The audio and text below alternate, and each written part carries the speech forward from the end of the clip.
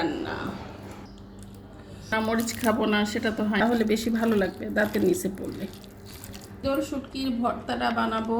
তো এখানে পেঁয়াজটা আমি একটু ভেজে নিয়েছি দুপুরে,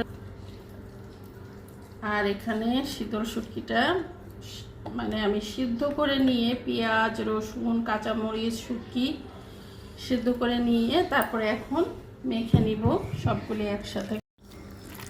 তো আমি এই যে এইভাবে হাতে মেখে নিয়ে এখন ভর্তাটা বানাবো। পেঁয়াজটা কিন্তু এরকম আস্তে আস্তেই থাকবে, তাহলে বেশি ভালো লাগবে দাঁতের নিচে পড়লে।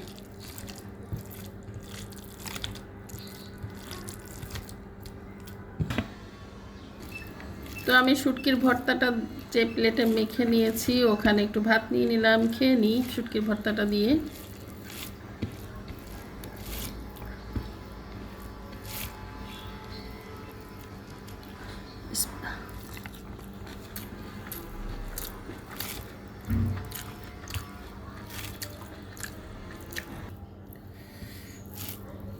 কাঁচামরিচ হলেও এই ভর্তাটা কিন্তু দারুণ মজা হয়।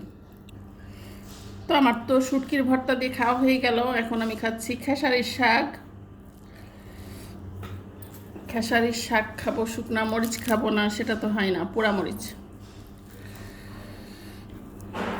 একটু মেখে নিই।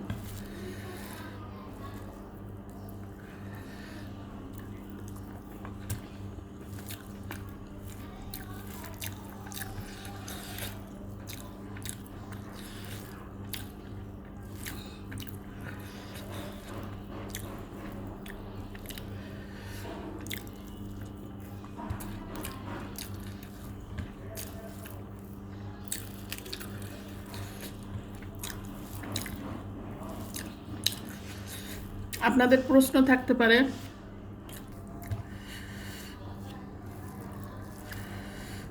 প্রশ্ন থাকতে পারে যে আমি এখন খেসারির শাক কোথায় পেলাম আনসিজনে। এটা আমি ডিপে রেখে দিয়েছিলাম সিজনের সময়, সেটাই আজকে ভাজি করছি, মজাই লাগতেছে।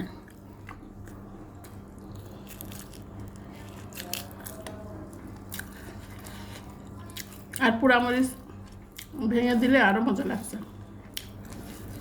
ডিম রান্না।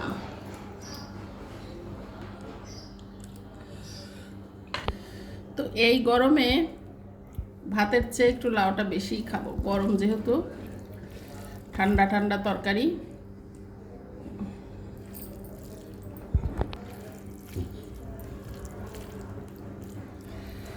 একদম গলে গিয়েছে লাউটা, আর ডিমটাকে আমি এই যে পোচ করে তারপরে রান্না করছি।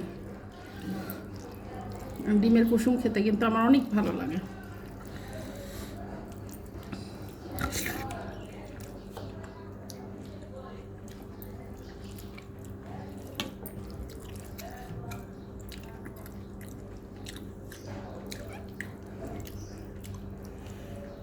এটা হচ্ছে কুমড়া বড়ি।